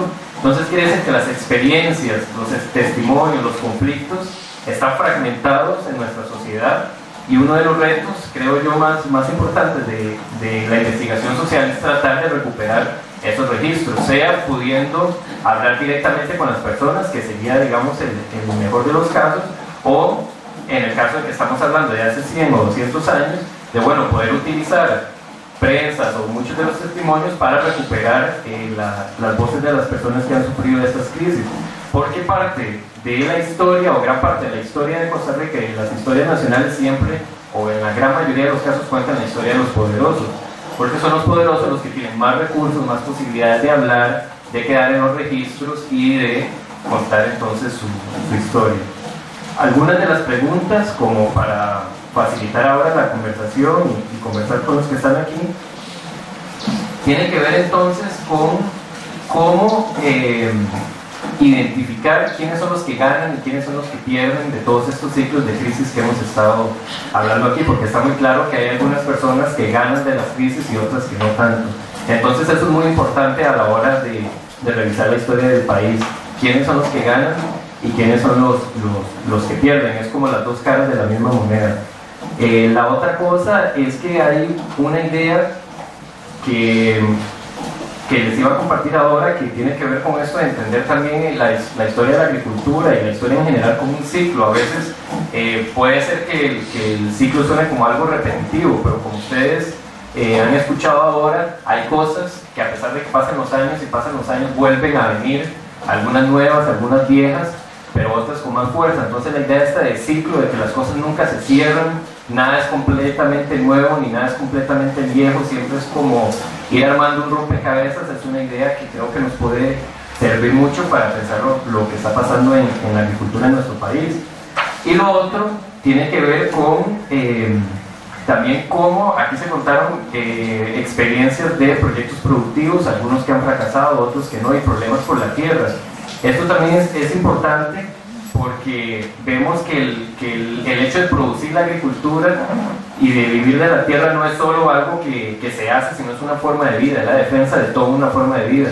Entonces a veces, aunque tengamos la tierra, pero no controlemos nada de cómo se venden las cosas, qué lo queremos producir, cómo lo queremos producir, es una de las cosas que es más importantes en la actualidad de cuestionarse cómo las personas que viven del campo tienen la capacidad de decidir realmente cómo quieren vivir, qué quieren producir, a dónde lo quieren vender, qué es lo que se quieren comer. Todas esas cosas, las personas en el campo y en la ciudad y en todos los otros sectores deberían tener la libertad, se supone que estamos en un país democrático, para decidir qué es lo que quieren hacer con su vida. Pero bueno, ya hemos visto que la realidad es que muchas de las decisiones, casi que todas las que tomamos en nuestra vida, no son decisiones totalmente independientes. pero eso sería algo que nos podría poner a reflexionar y que podríamos compartir ahorita en este ratito que nos queda. Y bueno, muchas gracias.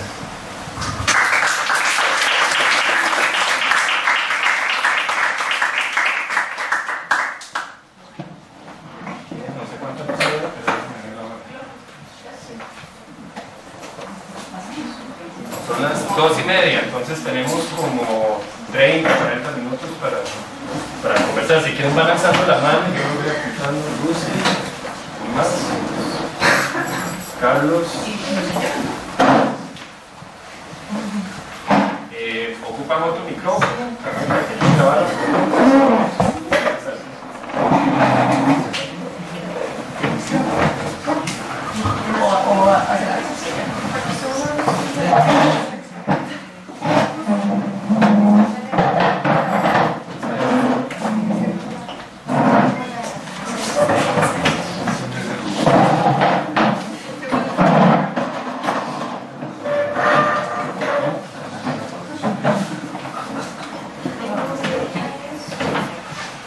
Muchas gracias primero que nada por las ponencias, están bastante interesantes, muy buenas.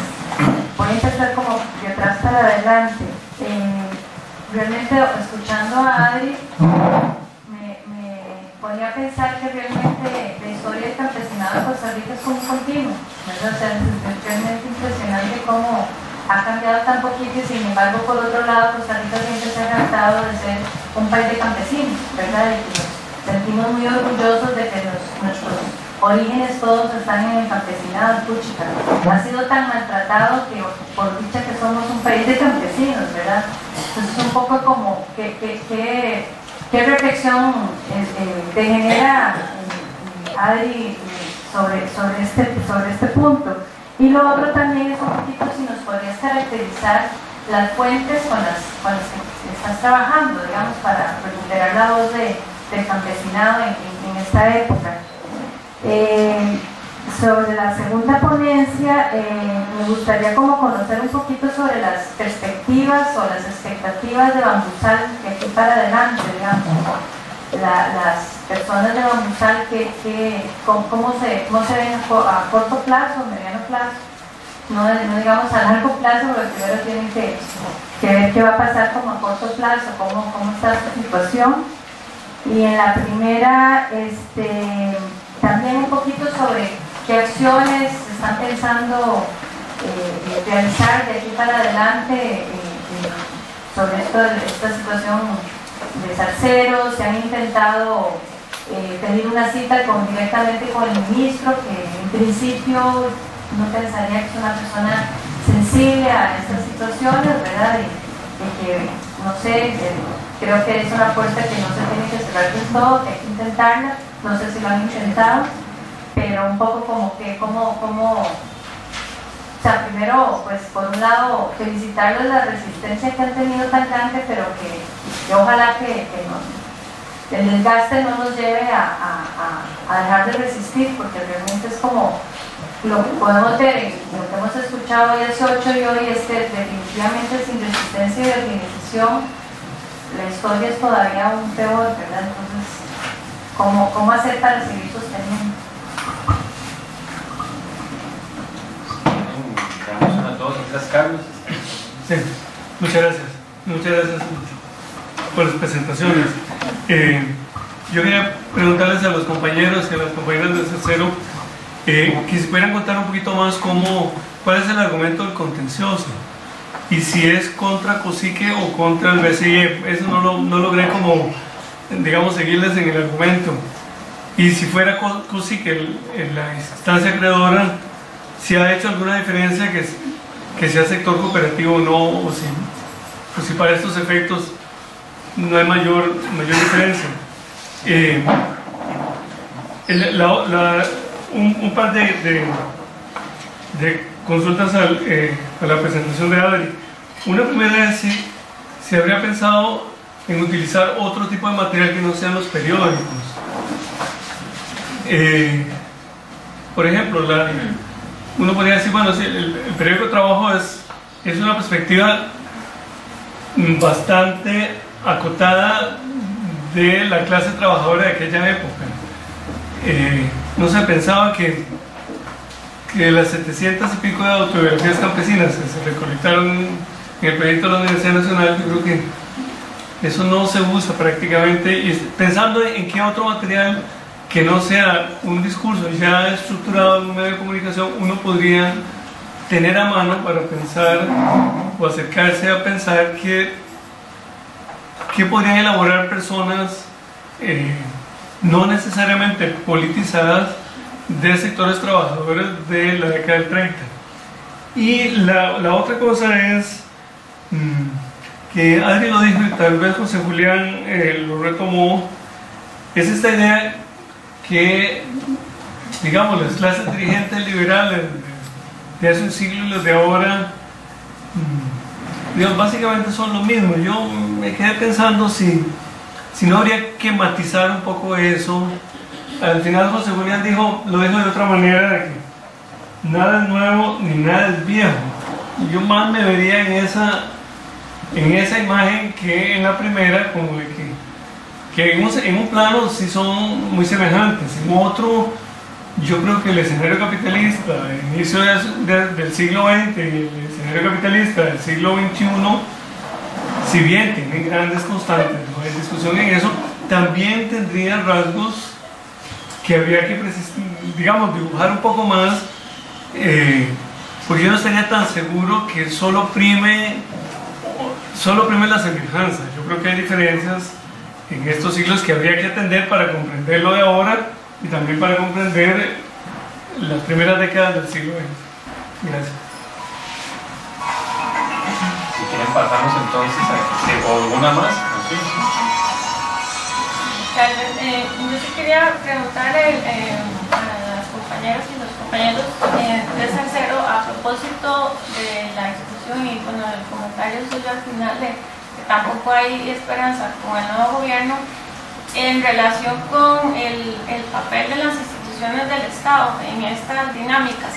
Y lo digo en este sentido, digamos, cuando yo les escucho, es como estar escuchando a los pequeños productores donde trabajo en la zona de Los Santos, y donde, ¿verdad? Siempre acaba uno, y bueno, yo personalmente acabamos rabiando con gente de las instituciones, ¿verdad? Y de pronto, sí, yo también he tenido ganas de ir a quemar mi café, pero, ¿qué pasa?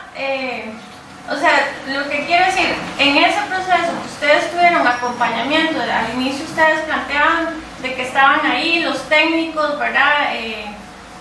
Haciendo las recomendaciones, preparando los proyectos, y después hacían la referencia y luego no están, ¿verdad? No hay responsables, no aparecen, pero hay muchas cuestiones aquí que se diluyen y que de pronto los actores principales detrás de estas dinámicas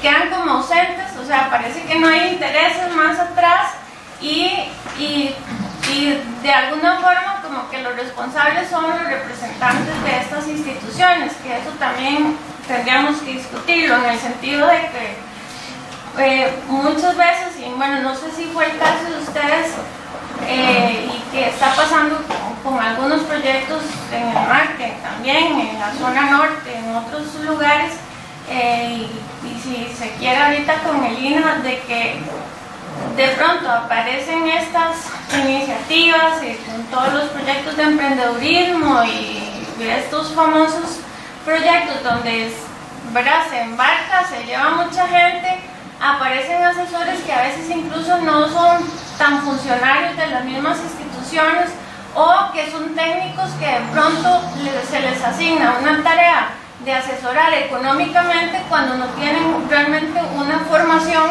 en esas líneas, ¿verdad? Y que por supuesto no necesariamente van a tener la formación y el conocimiento para poder calcular ¿verdad?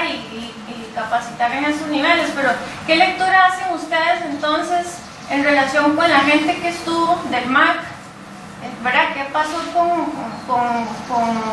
con esos actores o con esos técnicos? Porque además muchas veces hasta son gente de la misma zona, gente que se formó ahí. Entonces yo no creo que uno, o sea, simplemente la gente desaparece, y eso tiene un peso también como en las relaciones, o sea, tiene que pesar en ellos, y algunos se quedaron en las implicaciones que ha tenido para la comunidad y para tanta gente.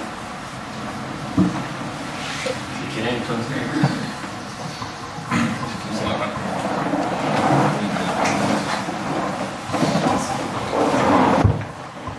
Bueno, vamos a empezar de atrás para adelante para ver si capto todo el asunto.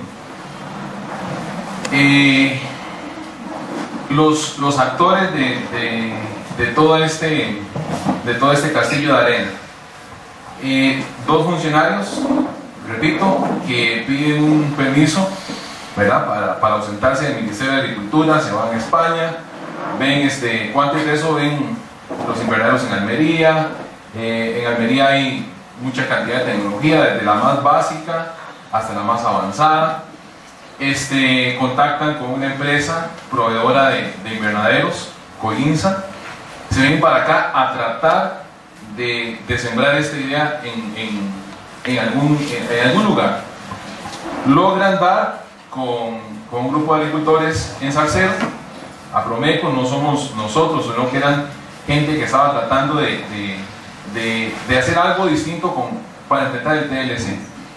Como eran gente que aspiraba a un invernadero pequeño, de poco dinero, los fueron excluyendo y van trayendo gente diferente. Les voy a nombrar 3 funcionarios del Ministerio de Agricultura y del BESI que fueron los que incluyeron.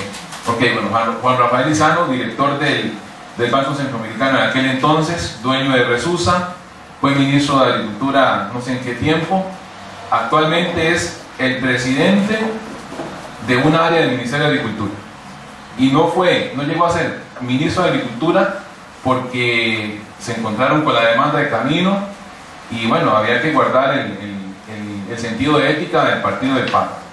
Lo metieron en una presidencia, no recuerdo ahorita. Jorge Fallas es actualmente el director de la Agencia del Mar en Puriscal. Ahí está.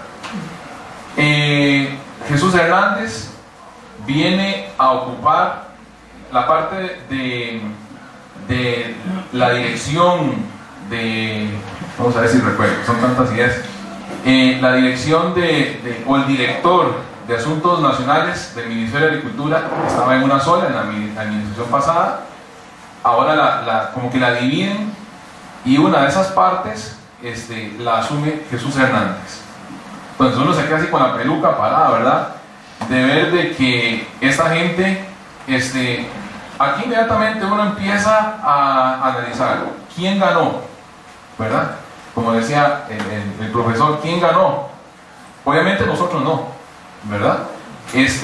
Los invernaderos fueron instalados a un precio súper elevado, a más de $42 el metro cuadrado.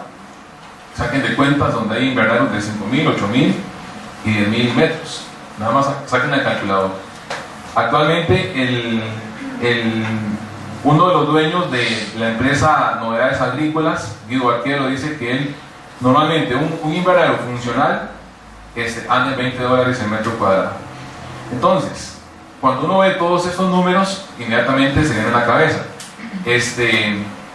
Bueno, no voy a decir la palabra porque es sumamente fea, pero aquí nos pusieron de 4 patitas, ¿verdad? Ustedes saquen conclusiones. Esta gente está denunciada en la pelota de la denuncia. Está Juan Rafael Lizano, está Resusa, está Jesús Hernández, está Jorge Fallas y un elenco de más personas que participaron de toda esta maraña. La iniciativa de nosotros, para contestar a la otra profesora, lo que anhelamos en este momento, el juicio todavía no está elevado a juicio. El juez acogió la causa nuestra como fraude. Ellos han tratado de apiársela de 1000 formas, porque no tienen abogaditos de pueblo, tienen abogados de escuela y muy buenos abogados. Han tratado de apiársela como en lugar, pero gracias a Dios topamos con un abogado experto en la materia y fue el que dio de ahí sacaron documentación, sacaron del Ministerio de Agricultura, creo que también del BCIE, y fue tan bien fundamentada que el juez la cogió como fraude. Ahora, en este momento está en un proceso de revisión de toda la evidencia para ahora sí llamar a un proceso de conciliación. O sea, nosotros estamos pidiendo que, como nos hicieron lo que nos hicieron, que como mínimo nos devuelvan las propiedades, ¿verdad? Ellos están pidiendo no solo las propiedades, están pidiendo las estructuras. Y yo calculo que si logran llevarse algo más, se lo llevan, ¿verdad? Entonces viene ese proceso que ya mi compañero Edgardo va a continuar con él. Siguiendo con lo mismo, la denuncia en sí está formulada primeramente sobre el Estado. Ese proyecto se formuló en el Ministerio de Agricultura y Ganadería. Digamos, todo lo que mi compañero estaba exponiendo, digamos, sobre las personas que están, es lo que ha venido a dar, después de toda la investigación, quién o qué era lo que estaba detrás de todo eso. El primer demandado es el Estado, porque por ahí hay una ley que dice que cualquier funcionario que ponga, digamos, en nombre, digamos, que tenga personería, autoridad, para hablar en nombre del Estado, el Estado tiene que responder también por eso. Bueno, viene la Procuraduría, que es la que va a tener que atender. Está demandado al Banco Centroamericano, digamos, por la forma en que se hizo el préstamo. Está FIACOSICI, que son los administradores, que ellos también eran, no son administradores antes, sino después del proyecto, y además fiscalizadores. Digamos, hay varias situaciones que se han dado ahí donde ellos nunca fungieron, digamos, para lo que ellos tenían, como estaba estructurado el proyecto. Está denunciado también el CNP. Ahí, desde que se hizo el proyecto, de la forma en que estaba estructurado el CNP, y entraba con un dinero que iba a ser para capital de trabajo, otras obras ahí complementarias, por situaciones, hay burocracia, se quedaron. Entonces, desde que el proyecto entró renco. Como dicen algunos, el chiquito nació muerto. Con el paso del tiempo se le inyectaron unos recursos, incluso un dinero de esos iba de Podesap, son dineros que no se pueden alquilar, que son para los pobres, que vienen de todos los que pagan en el seguro. Ahí viene establecido que el rubro ese que va quedando. Entonces, porque ese dinero entró después y también ahí venía un poquito contaminado. Otra organización, Bancrédito, que entró también en eso. Entonces, esas son como las primeras. La primera que entra es el Estado, él es el que va a tener que entrar en la conciliación primeramente. Luego ellos van a tener que llamar a sus funcionarios, los responsables, digamos, de las situaciones, y arreglar en todos esos casos. Digamos, sí fue, digamos, ya a ser acogido. Lo que estamos esperando es que se dé a ver en qué momento se abre la conciliación. Si bien es cierto, la parte del Estado sí podemos tener un arreglo por medio de la Procuraduría, digamos, que es el defensor del Estado, para llegar a un término, digamos, de conciliación antes. Hay situaciones que también los alejan un poco. Ya esto pasó al sistema judicial, o sea, un poder diferente.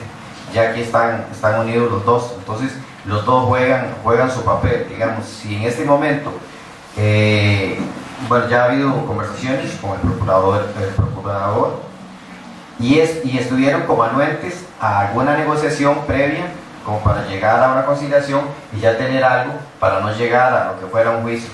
Ahí es donde entra la parte propiamente del Estado, digamos, la política. Pero en ese momento hay un trabamiento, digamos, como de llegar a una negociación previa, porque ya fue aceptado por el juez. Entonces ya ahí están los dos poderes, digamos, pero sí se puede llegar. Para llegar a una negociación tienen que entrar en juego los dos poderes. Ya de parte del gobierno tiene que ser el Ministerio de Agricultura, los que tienen que llegar a un arreglo, ver de qué forma se haga con la Procuraduría y por ser ya aceptado, digamos, en el Poder Judicial, ya para ser elevado, digamos, antes del juicio, lo que llega a la conciliación. Se me olvidaba, en el caso de qué hemos hecho con el gobierno, bueno, desde antes de la segunda ronda, antes de que sea la segunda ronda, nos reunimos con Joaquín Salazar, que es de la zona de Salcedo, que es familiar mío, y se le presentó la denuncia, ¿verdad? Ahí fue cuando el hombre, ya el Ministerio de Agricultura se lo tenían quitado encima, ¿verdad? Juan Rafael Lizana, se le presenta la denuncia, seguro lo presentó ahí a la gente y se asustaron, ¿verdad? Entonces no pusieron a Juan Rafael de ministro. Él ha tenido la intención de ayudarnos desde antes de que llegara a ser ministro, tenía la intención, pero ya ahora en este momento uno siente como que, bueno, como que vamos avanzando el gato, como que vamos llevándola más con calma, ¿verdad? Porque ese asunto, toda la denuncia completa se le presentó y dice que él se la presentó a los asuntos jurídicos del ministerio. Ya llevamos más de 3 meses. Ya no sé qué sea, con todo el respeto, un abogado muy baboso que no haya entendido bien y que esté para atrás y para adelante. Yo no creo que en 3 meses, 4 meses no haya leído bien el asunto. Y la intención tal vez es buscar la conciliación y todo eso, pero vieras que hemos tenido muchas reuniones para conciliar, para ver qué buscamos. Inclusive yo les decía, llegó un momento en donde no nos querían, o sea, nosotros éramos el mismísimo demonio, no nos querían en ninguna reunión, ¿verdad? Porque era conversando entre ellos. En este momento no sabemos, ¿verdad? Ya el Estado, de momento no ha dado ninguna respuesta. Sí tenemos algo muy claro, nuestra condición no es la misma de hace un año y medio. O sea, ya uno respira un poco más tranquilo porque ya estamos peleando de tú a tú, como quien dice. O sea, ya no estamos indefensos, ya ciertamente las propiedades tenemos conciencia que ya las perdimos. En este momento estamos tratando de recuperarlas, pero estamos con un argumento jurídico que nos hace sentir pelear de tú a tú. Entonces, ojalá que el gobierno nos ayudara, diera una solución, inclusive que viniera y diera un proyecto específico para los invernaderos, para reactivarlos, para ponerlos a producir como proyecto país, etc. Pero, no sé, ya uno como que está psicoseado de que después de la 4ª administración vengan y mirar que vamos a hacer esto, que nos vamos a reunir con aquí, que nos vamos a reunirnos por allá. En la administración pasada, yo sí les cuento que hubo 1 año, 2 años, que no menos de 3 visitas al Ministerio de Hacienda, ¿verdad? Al punto de que le traía pan a la ministra, que un jajá, un jiji, que qué rico el pancito de Salcedo, que el quesito. Tenemos vida libre, pero ahí nunca pasamos, ¿verdad? Y nunca más un café de lo que invitaban aquí a las agarradas. Pero entonces ya uno se pone a pensar, vamos a seguir tocando ¿cómo se llama? Puertas, ¿verdad? Entonces, pero sí, la unión del grupo, a uno hemos encontrado en el grupo, lo que decía la compañera, una familia, en donde nos molestamos. Cuando nos reunimos nos molestamos el uno al otro, donde compartimos, donde sacamos chiles, donde se hacen muchas cosas para lograr sostener esto, que ha sido un verdadero calvario. Pero yo antes de esto yo era un chiquillo guapísimo, lleno de pelo, así como la muchacha, y me dejaba el pelo largo, ahora no ve, ¿verdad? Entonces uno se ha deteriorado bastante emocionalmente, pero también hemos encontrado en Dios, no sé si es el lugar para hablarlo, en Dios, el aliado perfecto para poder retroalimentarnos, para poder seguir adelante y el apoyo mutuo que nos damos. Después de casi 9 años, seguimos siendo un grupo de amigos. Hay algunos judas y fariseos que se nos han salido del grupo, pero bueno, mejor que se vayan. Pero sí, por ahí vamos más o menos por ese lado.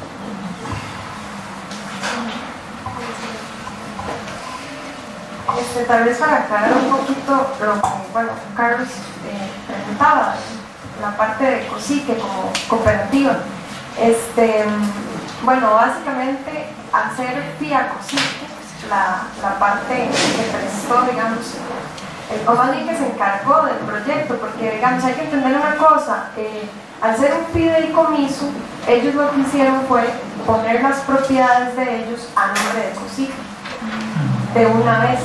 Entonces, por eso es el tema de la demanda es tan fuerte, digamos, porque uno pensaría que la tierra como garantía hipotecaria funciona igual y realmente no, porque ya ellos de una vez se las aseguraron a COSIC. Por eso es que los abogados nos decían, nosotros no queremos ver, el mismo contrato trae una cláusula que dice que si ellos tuvieran algún problema con alguna cláusula del contrato, se van a una conciliación directamente. Entonces el abogado nos decía, es que eso, ellos van a una conciliación y de una vez pierden, porque el contrato está estructurado de una manera, no sé, como muy mañosa, ¿verdad? Primero, para que no entiendan nada, y segundo, no tiene por dónde perder, o sea, las entidades financieras iban a ganar. Entonces, la demanda se fundamenta sobre la base de atacar no una cláusula del contrato, sino el contrato en sí, que es lo que ellos nos decían. O sea, es como por ahí. Yo lo que pienso, digamos, de todo esto, es que esta es una forma de luchar por la tierra. Y sí, es una forma un poco cara, porque, digamos, pagar abogados es sumamente caro y ellos en la asociación tendrán sus formas de arreglar eso, ¿verdad? Pero sí es como todo, es válido. Entonces, no sé. Y lo otro, es que tal vez es como con muchos documentos, porque, digamos, en este proyecto las cosas fueron fragmentadas. Una entidad se encargó de la comercialización, otra entidad se encargaba de la producción, que eran ellos, otra del financiamiento. Entonces son demasiados actores y son demasiadas cosas que yo digo, ¿cómo el MAC, que es una institución de años, no puedo ver eso, ¿verdad? Ver el riesgo tan alto al que estaban metiendo a esta gente? Entonces, no sé, por ahí. Muchas gracias. Para contestarle la pregunta, bueno, como perspectivas actuales, si hay un grado de diferenciación, digamos, tal vez con lo que fue los 80s, mucho porque toda esta gente, ¿verdad?, que estaba en la comunidad, se fue y vendió, y también porque el uso de la tierra ha cambiado, ¿verdad? Hay personas que han fragmentado su parcela para hacer casas a funcionarios. La gente sigue sembrando para comer, o sea, se sigue habiendo siembra para la subsistencia, pero también eso lo comparten con otras actividades, construcción, gente que trabaja en otras cosas como limpieza, empleados del gobierno y demás, y también que es una comunidad que es muy pequeña y la mayoría de gente es gente como viejita, digamos, y los hijos se van a San José y hacen otras cosas, pero sigue habiendo también un montón de dedicación para el mercado interno. La mayoría de gente que planta ahí, planta, por ejemplo, para las ferias de la agricultura aquí en San José. Entonces sí sigue habiendo como ese arraigo todavía a ese ser campesino, ¿verdad?, que sigue mucho consumiendo o vendiendo, digamos, en la misma comunidad. Sacan un carretillo con mamones chinos, por ejemplo, de la calle y eso lo venden, pero también para lo propio y combinado con otra serie de actividades.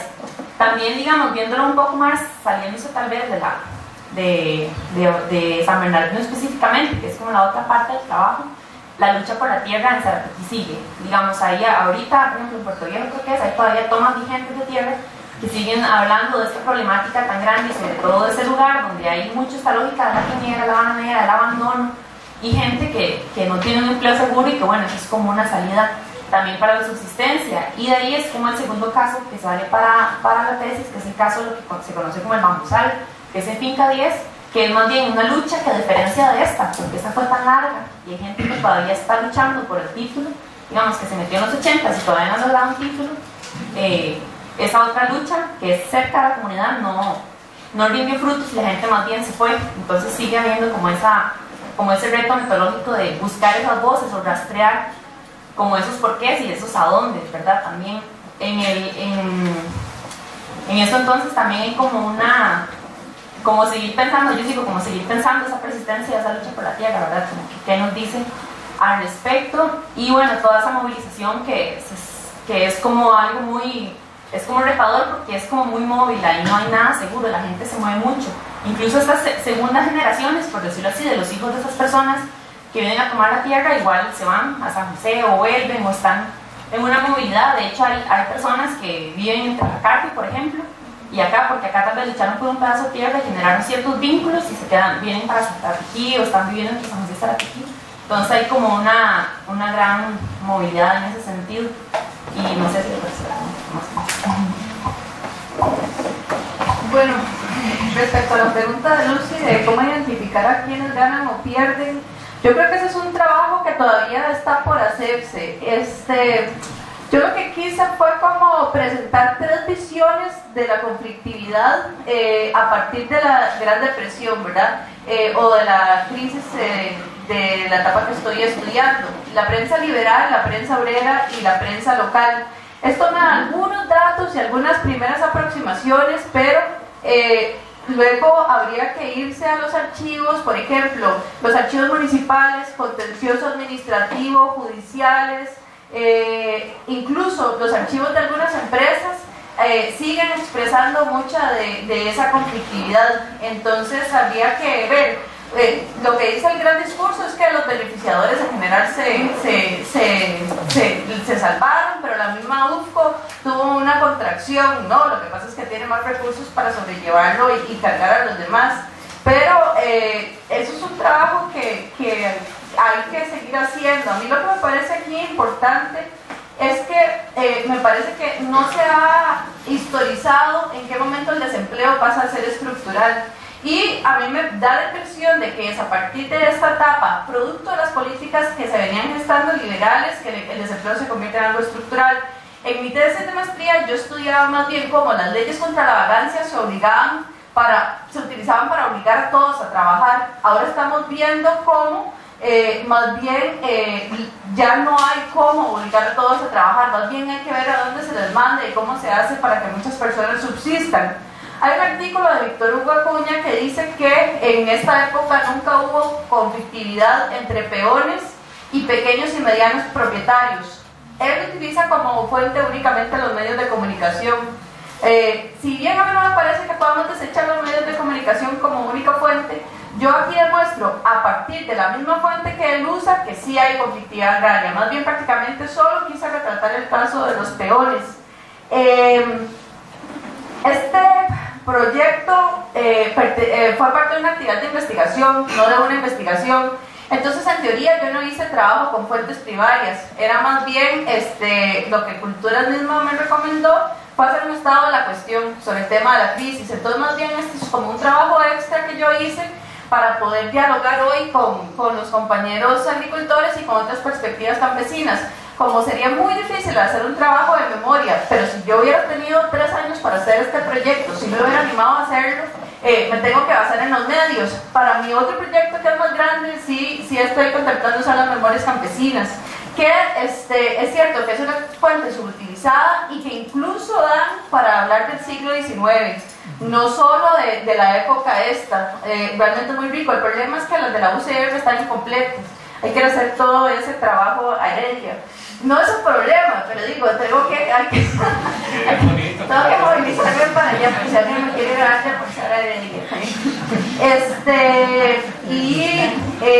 Mi pregunta inicial, bueno, yo pienso que es suficiente, todo el mundo tiene, más bien muchas gracias por amarrar, por lo menos de mi parte. Bueno, perdón, y creo que yo no comparé a las clases dirigentes de ahora con las de antes. Traté de hacer alguna didáctica para entender algunos encuentros entre el liberalismo y el neoliberalismo, según yo, pero siempre los recursos didácticos se prestan para malinterpretaciones. A mí lo que sí me preocupa es que yo leo muchos trabajos que hay una historia que inicia en los 80, con el neoliberalismo mágico, los pares.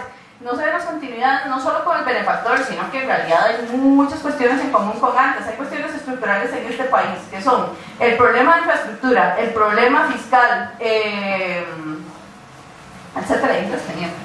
El tema es que hay cuestiones que sí se mantienen, desgraciadamente. Bueno, son las 13:10, entonces yo creo que ya estamos en el tiempo. Muchas gracias por haber asistido a esta mesa. Y entonces a las 3:30 vamos a tener una mesa que va a tocar la otra parte de este tema, que es el caso urbano, ¿verdad? Que muchas veces o todavía lo seguimos viendo como cosas segmentadas, pero también vamos a ver que hay cosas que se van relacionando entre lo agrario y lo urbano. Entonces muchas gracias y ojalá se queden para la comunidad.